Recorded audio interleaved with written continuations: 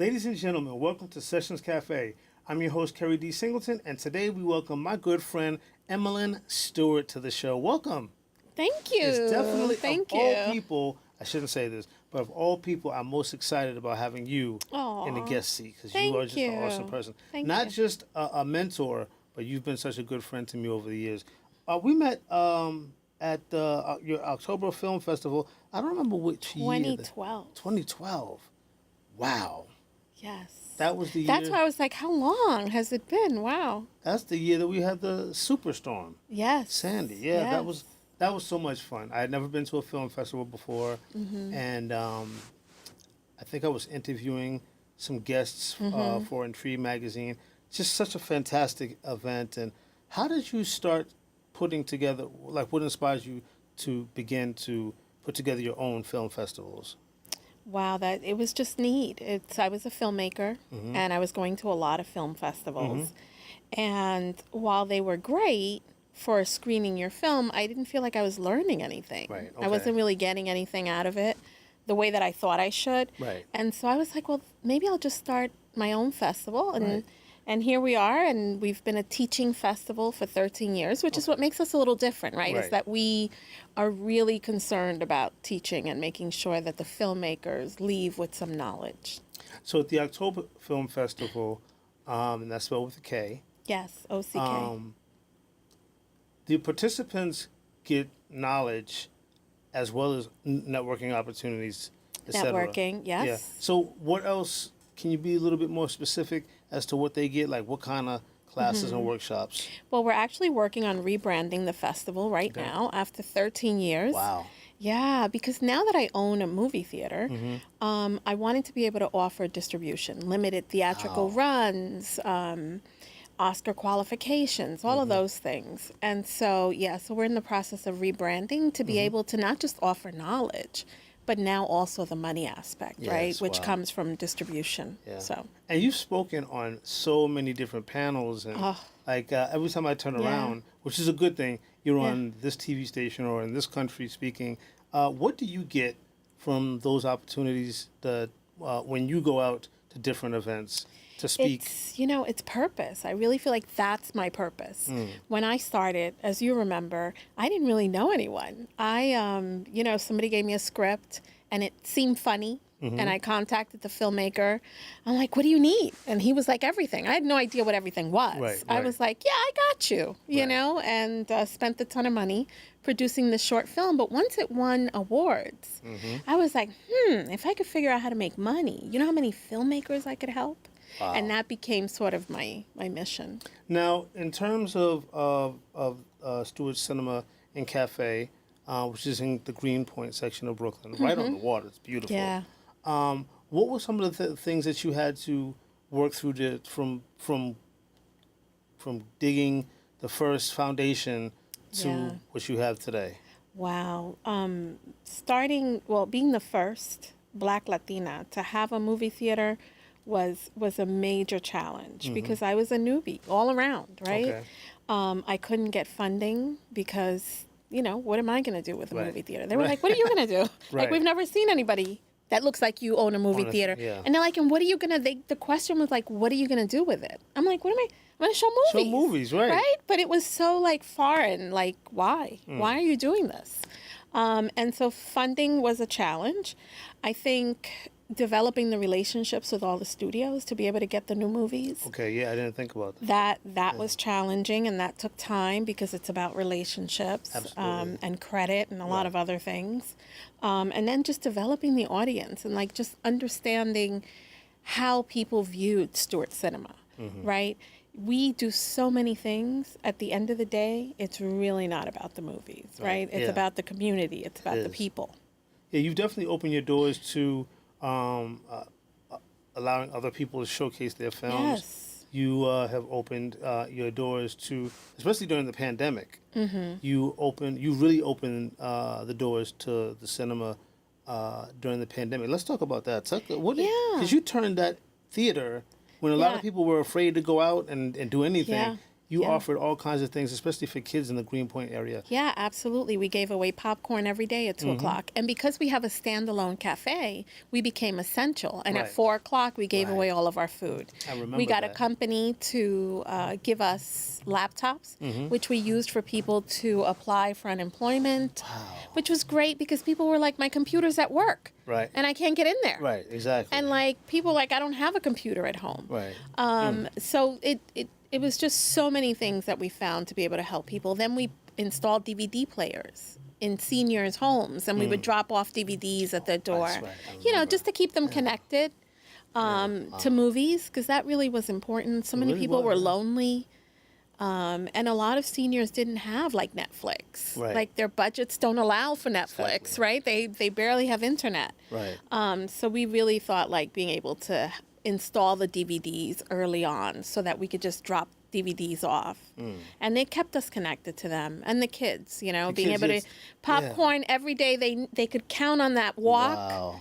You know, at 2 o'clock they knew like, oh, that lady would be outside with the popcorn. That lady.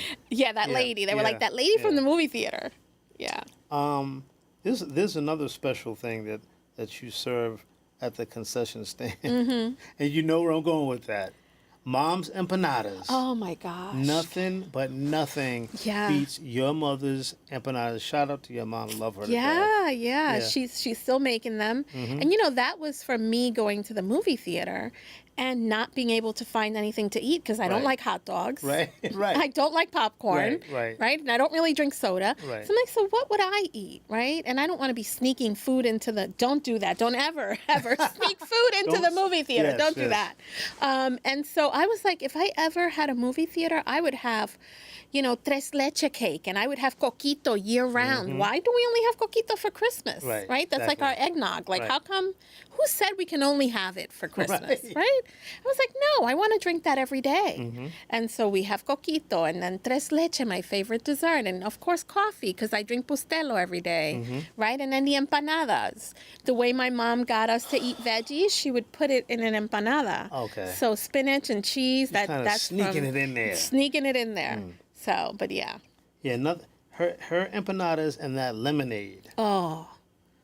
She still does it the old-fashioned way, where she's like squeezing the juice out of the lemon. There's been times when you're showcasing a movie I don't even care to see. No, I But know. I'm coming down there I know. just for the snacks.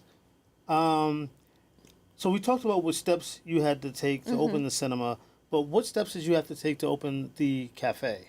Because that had to Yeah, be so a whole that thing, was, yeah. I was new to the whole food industry, but it has been a blessing because it's not just about the movies, it's also about the food, Clearly. right? And people come to get their lunch, and we have like a chicken tortilla soup that people love, so Oh my people come God, for tell me that, about it. right? So the food is so, so important, which is why we're opening a concession stand at the Moore Street Market. Okay. Because food is important. So we're putting a mini 6-theater seat in the concession area. Wow. And if you want to sit in the theater where you'll be able to watch never before seen footage, you know, talkbacks from directors and all these different stuff that you're not going to find somewhere else about new movies. And if you want to sit there and watch that, you got to buy something from the concession. Right, And the exactly. concession's going to have our standards, spicy Latin burgers, empanadas, those types of things. I will say this as a person that's had the opportunity to work with you on events that I hosted. You guys are so welcoming, Yeah. and you go well beyond the call of duty when people rent the space. Yeah. You provide hosts if necessary. Of course, you provide food. In some cases, I know that you've even had catered events. Yeah. I know that I've had no less than 5 events Yeah. at Yeah. at the cinema, and it's always wonderful. The guests always feel that yes, they're in a movie theater watching something, right? But immediately after that, the thought is the comfort, the coziness, you know, and even the fact that you have a stage where Yeah. you can facilitate a panel. What other ideas do you have moving forward that you want to share with us? So I have a vision to open a business school for artists Wow. because I feel like the issue is we don't understand business. That's true. We're so creative, right? Correct. But we don't understand how to monetize that creativity. And I feel like there's so many people graduating with masters in filmmaking, right? And that's Especially wonderful. in New York City. That's Yes. wonderful, but what about the business aspect of it? Right. The other thing is that it shouldn't cost you a ton of money to get knowledge. Right. That's right. Right? Yeah. And so we're going to make it affordable, sliding scale, so everyone has an opportunity to Excellent. learn how to make money. And circling back a little bit, I'm not the biggest fan of films, specifically today. I like old school films. Except Jaws. I was going to say, you know what my favorite film is? Every time we play Jaws, I think of you. First time you had Shark Week or something? Yes. And I was right. I think I hosted it. Yes. Yeah, Yes. yeah. It's like, please, pick me. Yes. Pick me. That was fun. But describe your own personal love for films. Because most people love films a lot more than I do. Yeah. So how did you... So, it's not so much that I love film Okay. for the sake of loving film, right? I love what it does to people. Okay. The fact that we can see ourselves on a screen, being Right. something we wish we could be. Right. Just how we can learn about other cultures through movies. And I feel if we use it properly, movies bring people together. And so it really is not just the movies, because my favorite movie, you would not believe what it is. Fame? No. I mean... The Greatest Showman. Right? Because it's the Unfamiliar. underdog, it's singing, it's like it encompasses so much of the different arts that, So people would think it's something else, but yeah. And I said Greatest Showman. fame. I don't want to sound ridiculous on the show. You're so dating yourself. I don't even know if film was a movie. I meant to say Grease. I don't know. You seem to be... Because I know that you like Outside music. of Jaws, Yeah, The Exorcist. I like horror flicks. You do? I love horror flicks from the 80s and 90s, though. Okay, the old school. I don't like it, So, what's your favorite movie? Other than the one that you just named. So it would probably have to be like the original Godzilla. Because as a kid... See? There we go. As a kid, my parents went on a date, and that's where they took me, and it was like my first time. And it was in Spanish, and it was just amazing. Favorite Memorable. drive-in movie theater? Not theater. Favorite film that you saw at a drive-in? Wow. I didn't have a car growing up. Oh, yeah. So In New York, right? Right. Yeah. I'm like, although we had a great drive-in, unfortunately it didn't make it, but it was a great drive-in right by the water with amazing views. So Skyline, it was called. I'm from Boston, same thing. Not a lot of movie theaters, drive-ins, but I do remember my dad taking me to see one. Why he would take a person of that age to see that movie was a horror movie, but it was horrible. Which Good quality. You know what? We'll be right back after this, and I will remember the name of the movie.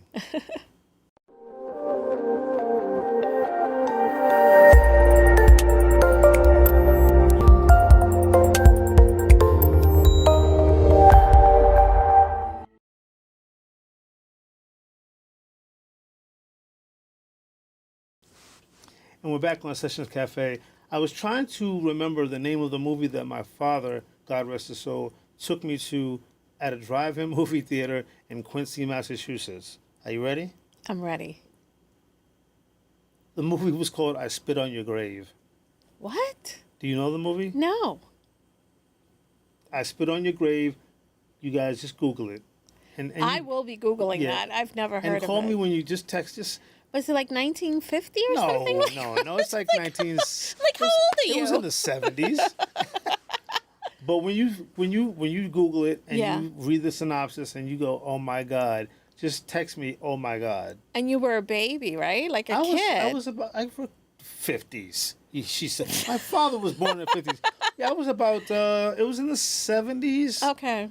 So I was 8 or less. Okay. And I shouldn't have been watching I Spit on Your Grave, the original version. Oh, yeah, which is probably even worse. Oh, yeah, it's something else. Yeah. Okay. So off-Broadway play, I had no idea that you... Yes.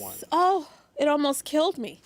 So I'm listening. I did my first off Broadway play many years ago, and it was a labor of love, and we did again. It's one of those things that I read the script and was like, oh, this is wonderful, and we got Kevin Brown from 30 Rock to be in it. Wow.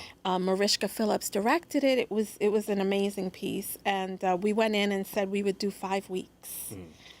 And not off Broadway, just off Broadway. Right. So for 5 weeks, 5 days a week, we were dying because that's a long run for people who don't really know what they're doing. And it was so hard because with live theater, you feel everything and you see if people are falling asleep. If they're like, it's not like a film where you shoot it and, you're sort of detached from it. This was and I was emotionally invested, which you should never do as a business person. And it was just a labor of love. And I said I would never do it. never, ever. People are like, don't say never. It's a different beast. It is. I was going to say I never acted in a play, but I did, and it was terrible. Not the play, but I couldn't remember You're my acting? line. Yes, my acting. And I played myself. Oh. Yeah, so it was just, my memory is terrible. As you can see, I couldn't even think of the name of the film. But my first book became a Broadway play, on Broadway.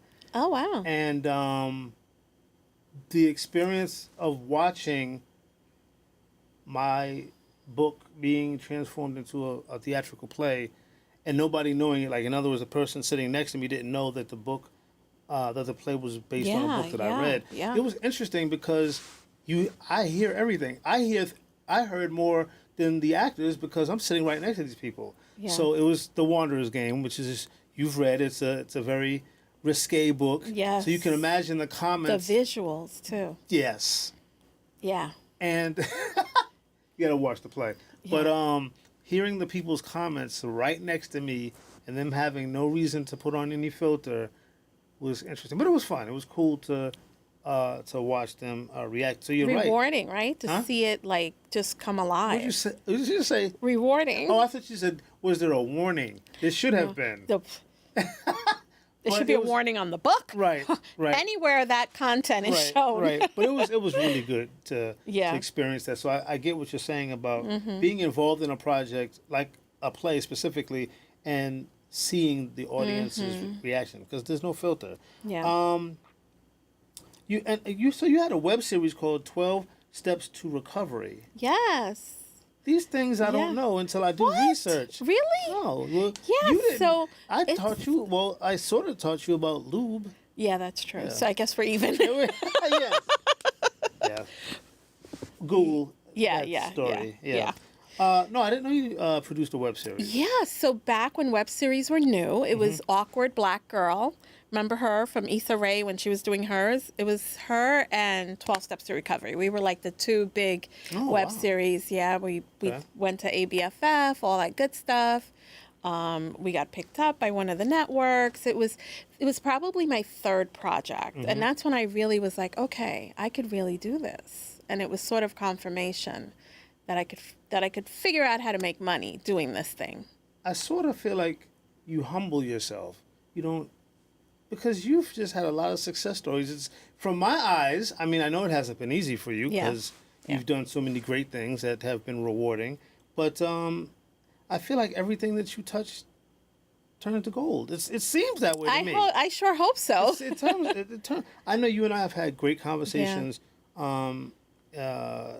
This is why I consider you one of my mentors, because you always give it to me straight. Keri, do you know how you can monetize this, regardless of what it is? And my answer is always no. And you're always like, well, what you're doing is great, but ...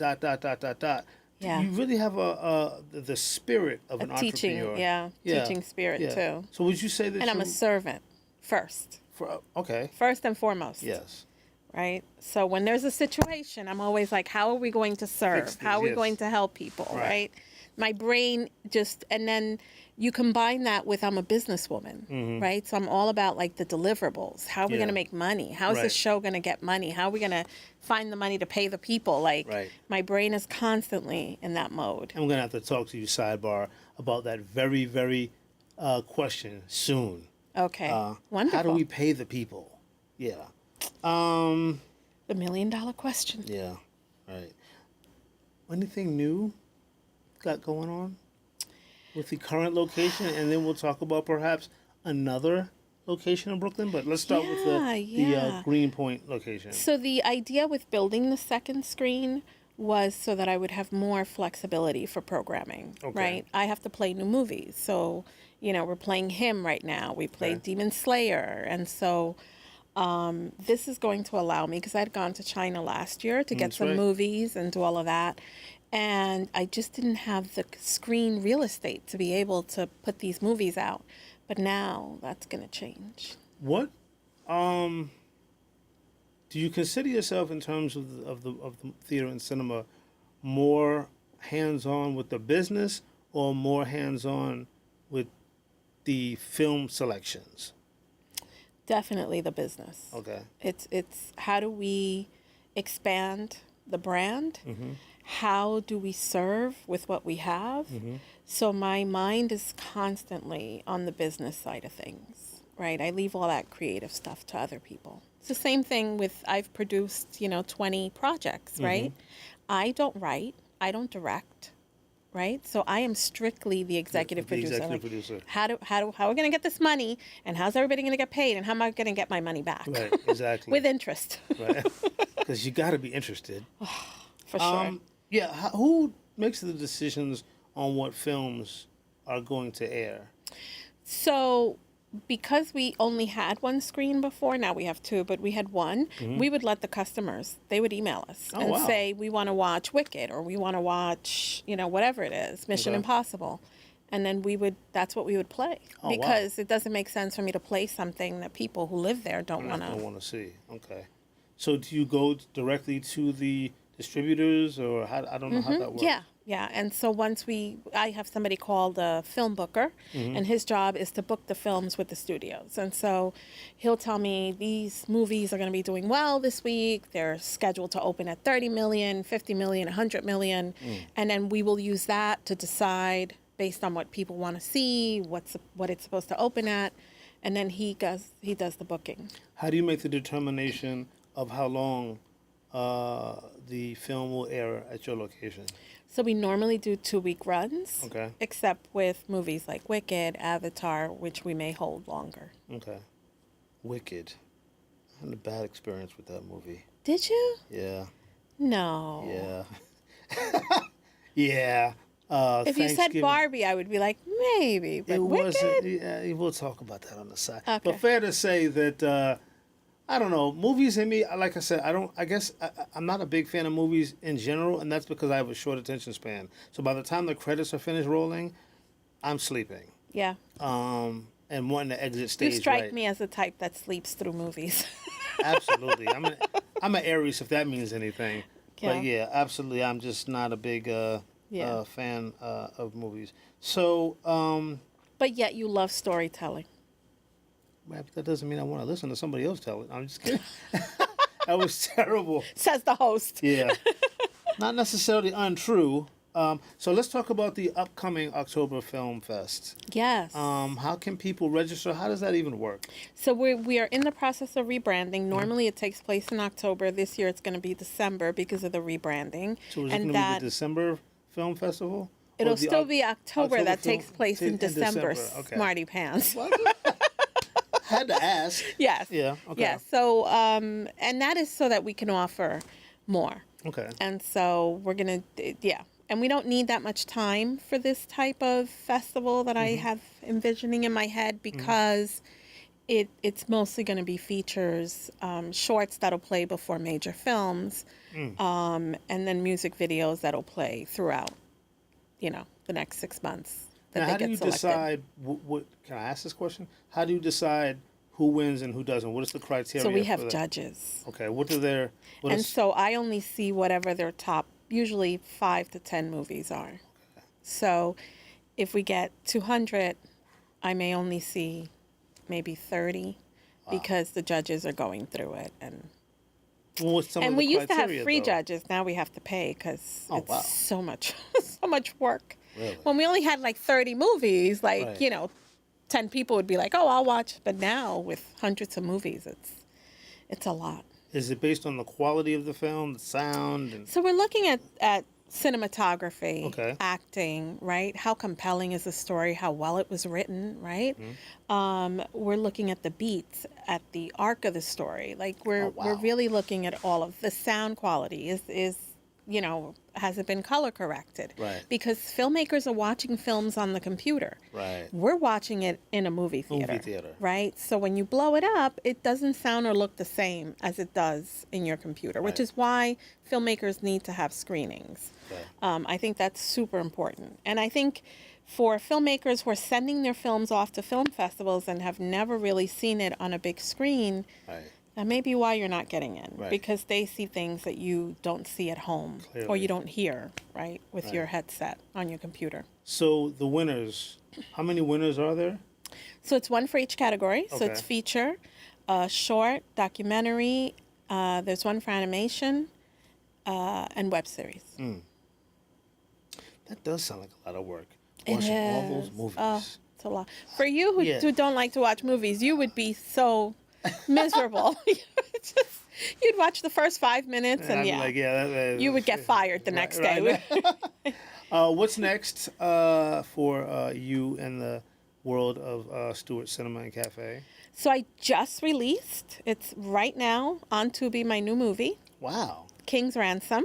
Okay. It is a comedy about love, and it has a twist at the end. It's very spicy.